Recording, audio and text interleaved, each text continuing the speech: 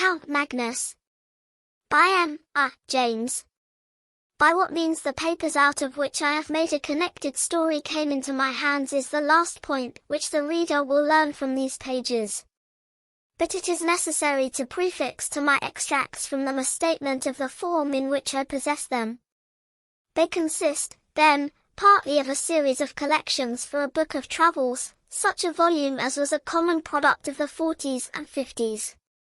Horace Marryat's Journal of a Residence in Jutland and the Danish Isles is a fair specimen of the class to which I allude.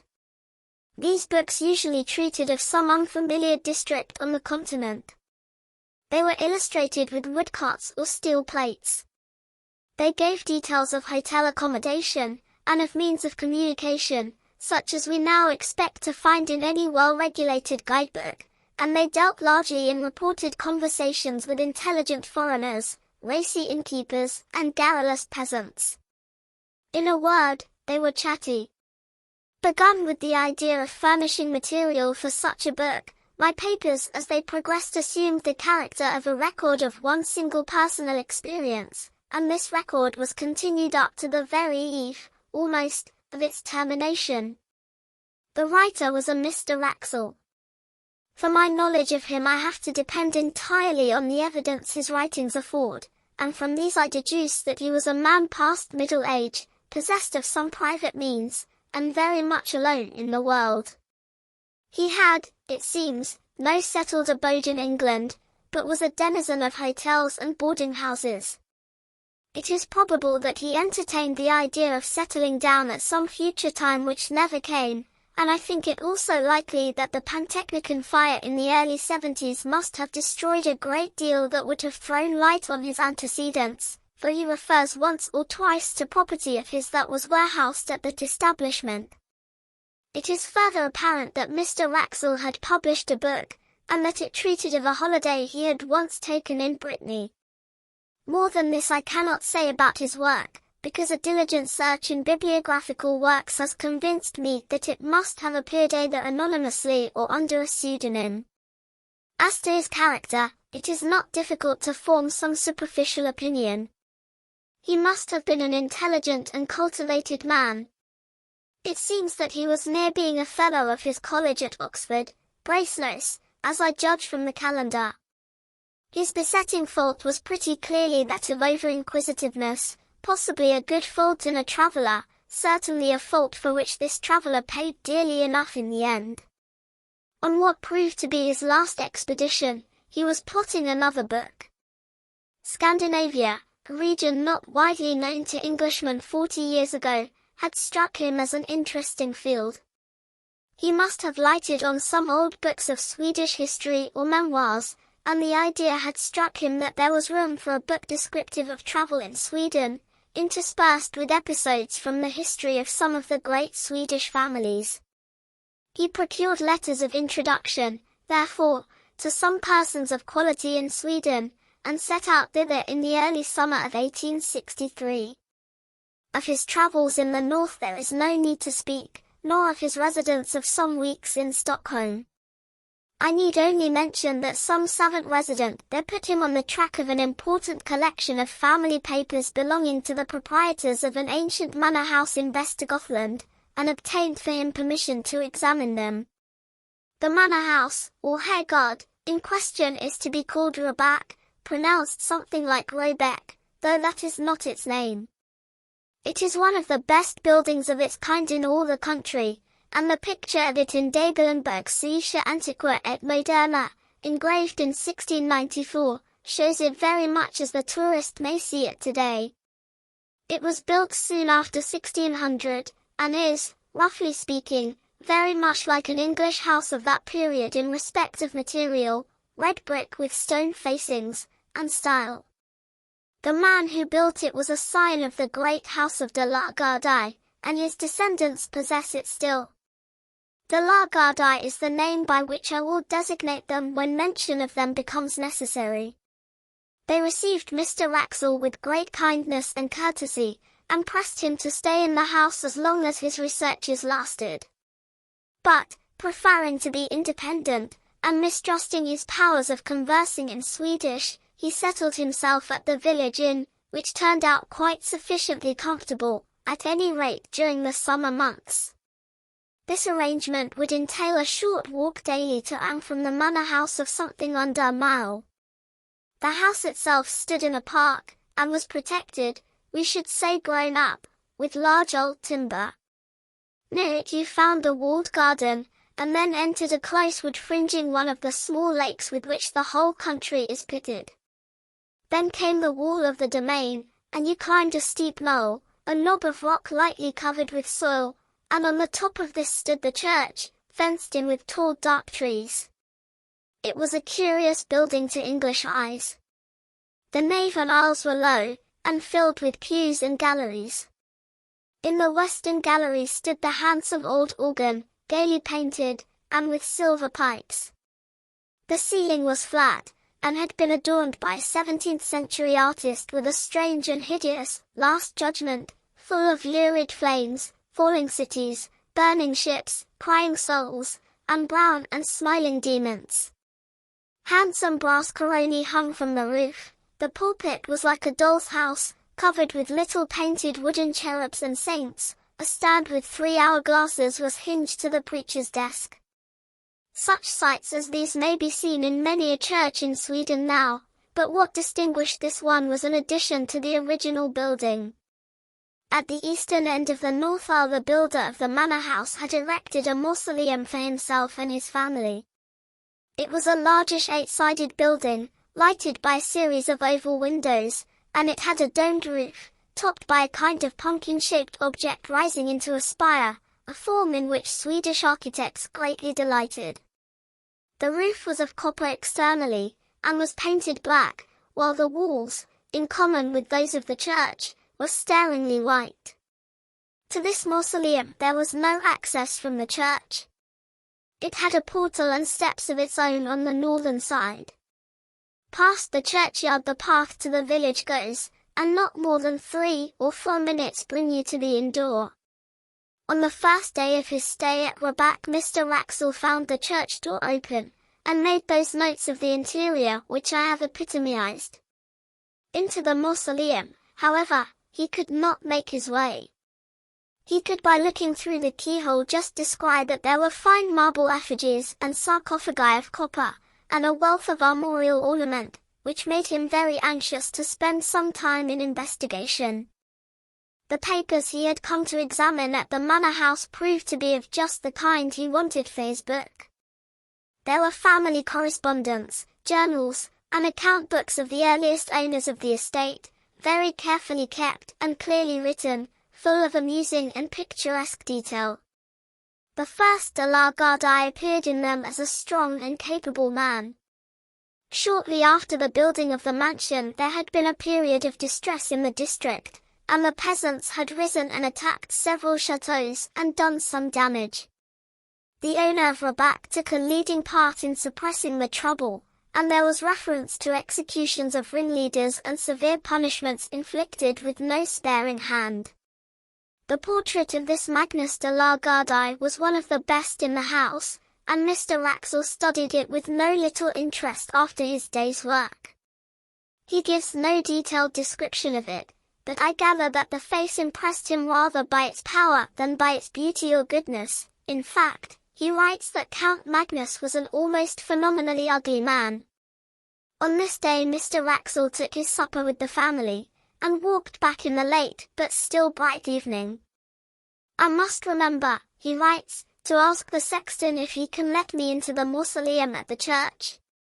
He evidently has access to it himself, for I saw him tonight standing on the steps, and, as I thought, locking or unlocking the door.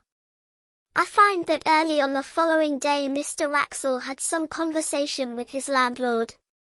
His setting it down at such length as he does surprised me at first, but I soon realized that the papers I was reading were, at least in their beginning, the materials for the book he was meditating, and that it was to have been one of those quasi-journalistic productions which admit of the introduction of an admixture of conversational matter. His object, he says, was to find out whether any traditions of Count Magnus de la Gardie lingered on in the scenes of that gentleman's activity, and whether the popular estimate of him were favorable or not. He found that the Count was decidedly not a favorite. If his tenants came late to their work on the days which they owed to him as lord of the manor, they were set on the wooden horse, or flogged and branded in the manor house yard. 1 or 2 cases there were of men who had occupied lands which encroached on the lord's domain, and whose houses had been mysteriously burnt on a winter's night, with the whole family inside. But what seemed to dwell on the innkeeper's mind most, for he returned to the subject more than once, was that the Count had been on the Black Pilgrimage, and had brought something or someone back with him.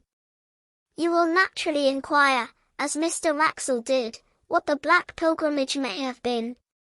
But your curiosity on the point must remain unsatisfied for the time being, just as his did. The landlord was evidently unwilling to give a full answer, or indeed any answer, on the point, and, being called out for a moment, trotted off with obvious alacrity, only putting his head in at the door a few minutes afterwards to say that he was called away to Skara, and should not be back till evening. So Mr. Wraxall had to go unsatisfied to his day's work at the manor house. The papers on which he was just then engaged soon put his thoughts into another channel, for he had to occupy himself with glancing over the correspondence between Sophia Albertina in Stockholm and her married cousin Ulrica Leonora at Rabach in the years 1705 to 1710. The letters were of exceptional interest from the light they threw upon the culture of that period in Sweden, as anyone can testify who has read the full edition of them in the publications of the Swedish Historical Manuscripts Commission. In the afternoon he had done with these, and after returning the boxes in which they were kept to their places on the shelf, he proceeded, very naturally, to take down some of the volumes nearest to them, in order to determine which of them had best be his principal subject of investigation next day. The shelf he had hit upon was occupied mostly by a collection of account books in the writing of the first Count Magnus.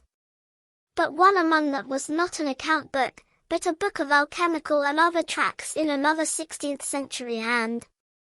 Not being very familiar with alchemical literature, Mr. Wraxall spends much space which he might have spared in setting out the names and beginnings of the various treatises, the Book of the Phoenix, Book of the 30 Words, Book of the Toad, Book of Miriam, Turba Philosophorum, and so forth, and then he announces with a good deal of circumstance his delight at finding, on a leaf originally left blank near the middle of the book, some writing of Count Magnus himself headed, Liber Nigrae Peregrinationis.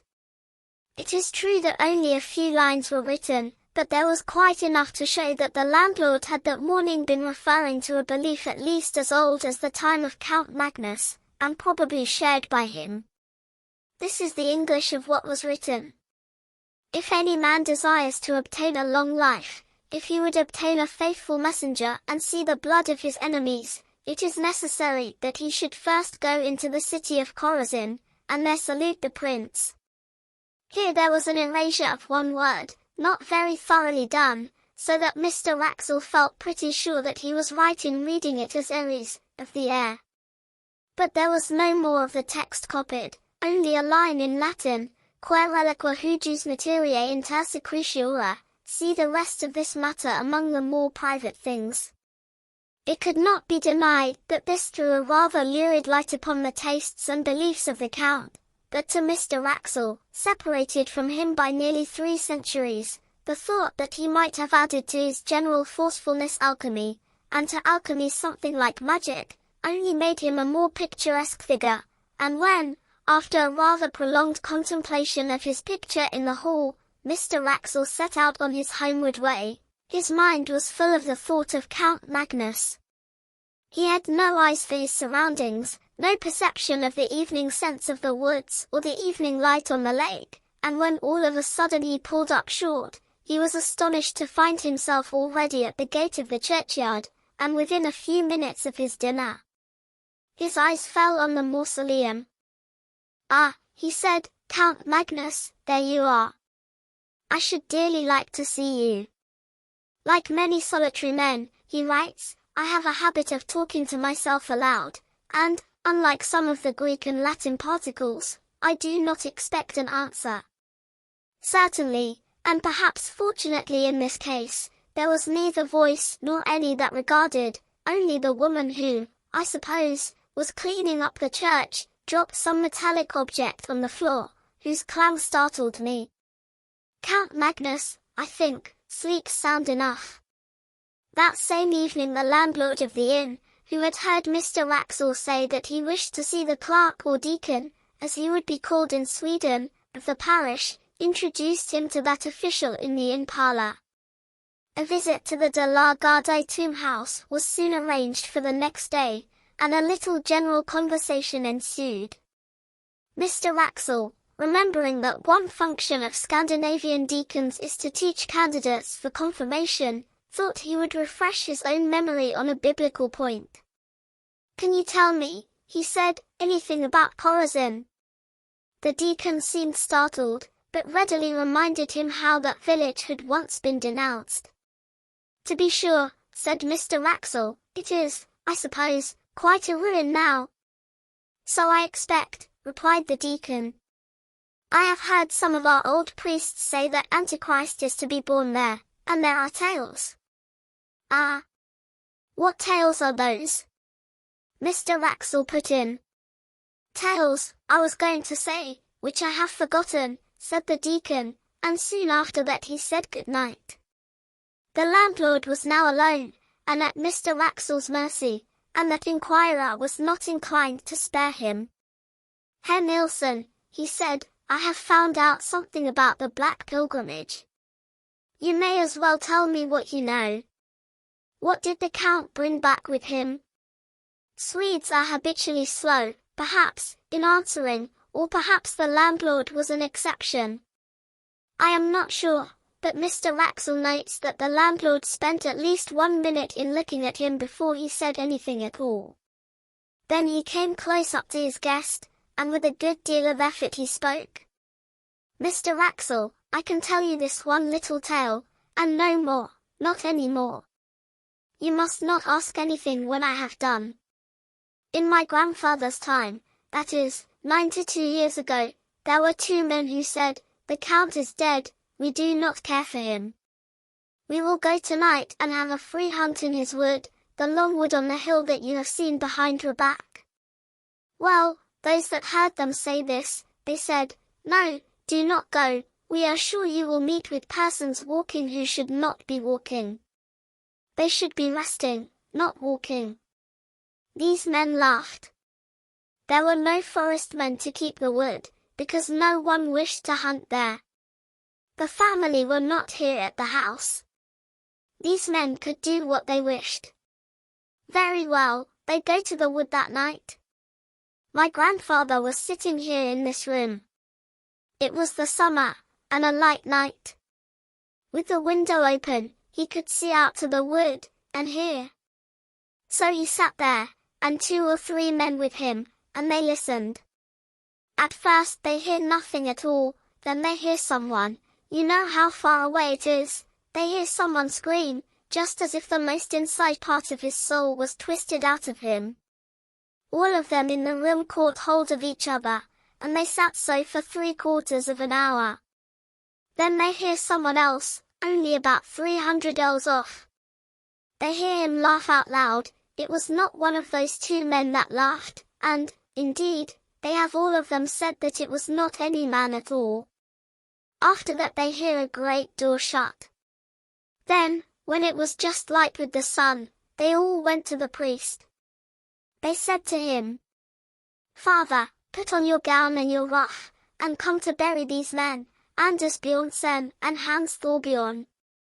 You understand that they were sure these men were dead. So they went to the wood. My grandfather never forgot this. He said they were all like so many dead men themselves. The priest, too, he was in a white fear. He said when they came to him, 'I heard one cry in the night, and I heard one laugh afterwards. If I cannot forget that, I shall not be able to sleep again.' So they went to the wood, and they found these men on the edge of the wood. Hans Thorbjorn was standing with his back against a tree, and all the time he was pushing with his hands, pushing something away from him which was not there. So he was not dead. And they led him away, and took him to the house at Magnus, and he died before the winter, but he went on pushing with his hands. Also Anders Bjornsen was there, but he was dead. And I tell you this about Anders Bjornsen, that he was once a beautiful man, but now his face was not there, because the flesh of it was sucked away off the bones. You understand that? My grandfather did not forget that. And they laid him on the bier which they brought, and they put a cloth over his head, and the priest walked before, and they began to sing the psalm for the dead as well as they could. So, as they were singing the end of the first verse, one fell down, who was carrying the head of the bier, and the others looked back, and they saw that the cloth had fallen off, and the eyes of Anders Bjornsen were looking up, because there was nothing to close over them. And this they could not bear. Therefore the priest laid the cloth upon him, and sent for a spade, and they buried him in that place. The next day Mr. Raxall records that the deacon called for him soon after his breakfast, and took him to the church and mausoleum. He noticed that the key of the latter was hung on a nail just by the pulpit, and it occurred to him that, as the church door seemed to be left unlocked as a rule, it would not be difficult for him to pay a second and more private visit to the monuments if there proved to be more of interest among them than could be digested at first. The building, when he entered it, he found not unimposing. The monuments, mostly large erections of the 17th and 18th centuries, were dignified if luxuriant, and the epitaphs and heraldry were copious. The central space of the domed room was occupied by 3 copper sarcophagi, covered with finely engraved ornament. 2 of them had, as is commonly the case in Denmark and Sweden, a large metal crucifix on the lid. The third, that of Count Magnus, as it appeared, had, instead of that, a full-length effigy engraved upon it, and round the edge were several bands of similar ornament representing various scenes. One was a battle, with cannon belching out smoke, and walled towns, and troops of pikemen. Another showed an execution. In a third, among trees, was a man running at full speed, with flying hair and outstretched hands. After him followed a strange form. It would be hard to say whether the artist had intended it for a man, and was unable to give the requisite similitude, or whether it was intentionally made as monstrous as it looked. In view of the skill with which the rest of the drawing was done, Mr. Raxall felt inclined to adopt the latter idea. The figure was unduly short, and was for the most part muffled in a hooded garment which swept the ground. The only part of the form which projected from that shelter was not shaped like any hand or arm.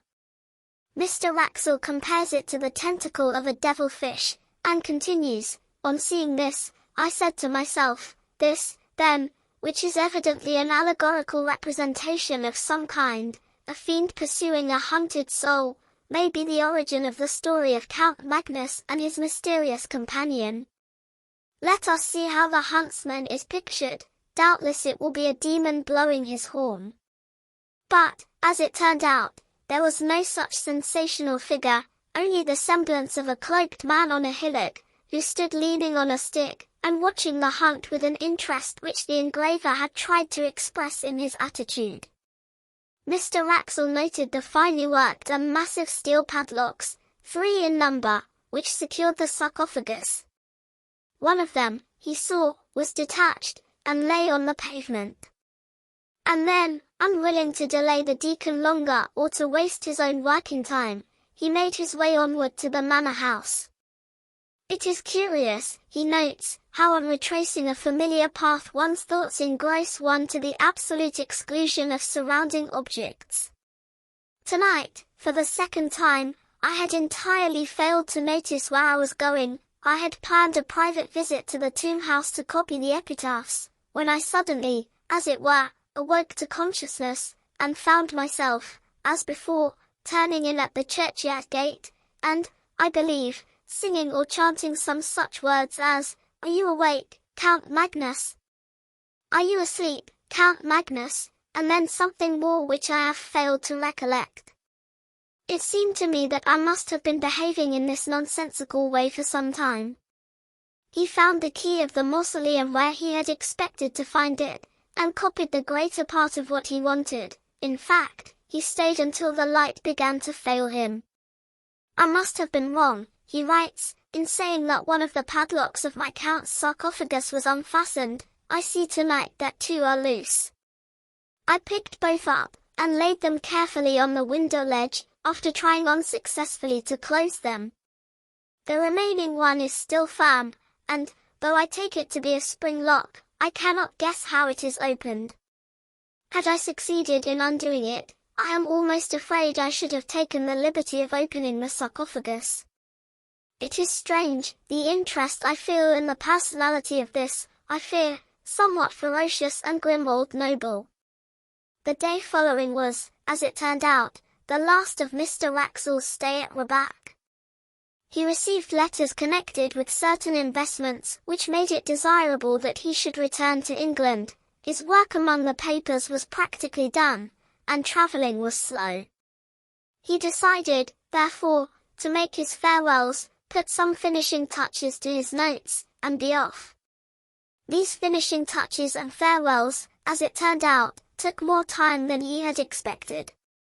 The hospitable family insisted on his staying to dine with them. They dined at 3, and it was verging on 6:30 before he was outside the iron gates of Rabac. He dwelt on every step of his walk by the lake, determined to saturate himself, now that he trod it for the last time, in the sentiment of the place and hour. And when he reached the summit of the churchyard knoll, he lingered for many minutes, gazing at the limitless prospect of woods near and distant, all dark beneath a sky of liquid green. When at last he turned to go, the thought struck him that surely he must bid farewell to Count Magnus as well as the rest of the de la Gardies. The church was but 20 yards away, and he knew where the key of the mausoleum hung. It was not long before he was standing over the great copper coffin, and, as usual, talking to himself aloud. "You may have been a bit of a rascal in your time, Magnus," he was saying, "but for all that I should like to see you, or, rather." Just at that instant, he says, I felt a blow on my foot. Hastily enough I drew it back, and something fell on the pavement with a clash. It was the third, the last of the 3 padlocks which had fastened the sarcophagus. I stooped to pick it up, and, heaven is my witness that I am writing only the bare truth, before I had raised myself there was a sound of metal hinges creaking, and I distinctly saw the lid shifting upwards. I may have behaved like a coward, but I could not for my life stay for one moment. I was outside that dreadful building in less time than I can write, almost as quickly as I could have said the words, and what frightens me yet more, I could not turn the key in the lock. As I sit here in my room noting these facts, I ask myself, it was not 20 minutes ago, whether that noise of creaking metal continued, and I cannot tell whether it did or not. I only know that there was something more than I have written that alarmed me, but whether it was sound or sight I am not able to remember. What is this that I have done? Poor Mr. Wraxall. He set out on his journey to England on the next day, as he had planned, and he reached England in safety, and yet, as I gather from his changed hand and inconsequent jottings, a broken man. One of several small notebooks that have come to me with his papers gives, not a key to, but a kind of inkling of, his experiences.